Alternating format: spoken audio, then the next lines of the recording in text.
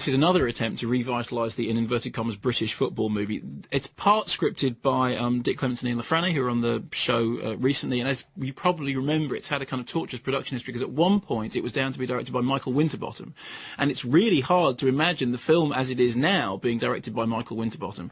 Ended up being directed by Danny Cannon, who, interestingly enough, was the guy who directed Judge Dredd. He was a British filmmaker who made a sort of very flashy feature called Young Americans, then he got the gig to do Judge Dredd, then he did I Still Know What You Didn't Care About Doing last summer. And the thing that most recently he's received plaudits for is CSI, which of course has been a huge hit television show, which of course I've never seen, but I hear good things about it. Yeah, fine, okay. So it's a fairy tale about a Mexican kid in America playing football in the park who is spotted by a retired English football coach who thinks he's got something, says, come with me to England, I will get you a tryout at Newcastle. Guy comes over to England, gets a tryout at Newcastle, triumph, tragedy, meets a whole bunch of people, including the real David Beckham, who gets 2 lines, which he delivers with all the oomph of David Beckham being given 2 lines. The lines are, you're really good. If you carry on playing like that, you'll be really good.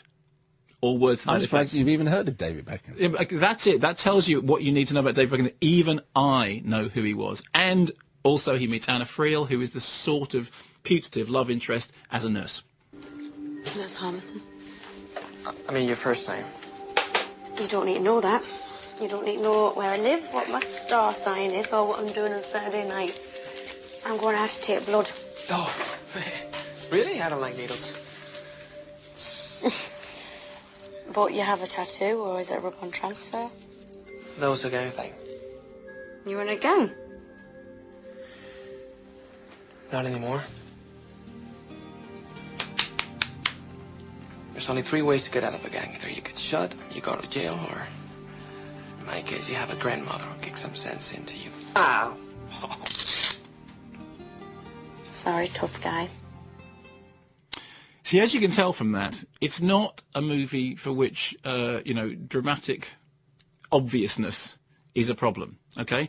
Danny Cannon basically shoots the whole thing so it looks like a beer commercial, so everything's Miller time, because that's what Danny Cannon does. And he gets perfectly nice performances out of the cast, even if though some of them are sort of rather of no fixed accent.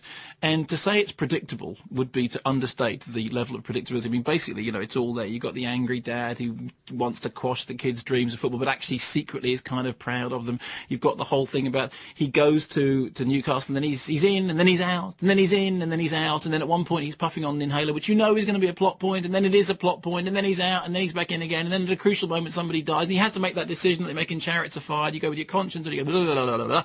And I would give away the ending, but there's really no point. Well, it's not really an ending, because there are 2 more movies, apparently. It's the first of 3. You remember what happened in Goal 1 is that Santiago came up from the streets and he ended up playing for, which company he played for? It was Newcastle United. Yeah. And then he got it together with Anna Friel, right? Well, in this, here's the plot synopsis. He basically gets the chance to play for Real Madrid. So we get cameos by David Beckham playing David Beckham.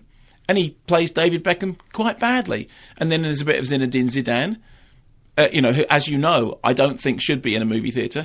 And then you get your woman Anna Friel. Remember that movie about the rogue trader, in which all she did for the whole movie... Rogue Trader, that'll be. Rogue Trader. Where she went, oh, Nick. Well, all she does through this movie, she goes, oh, Santi. And that's it.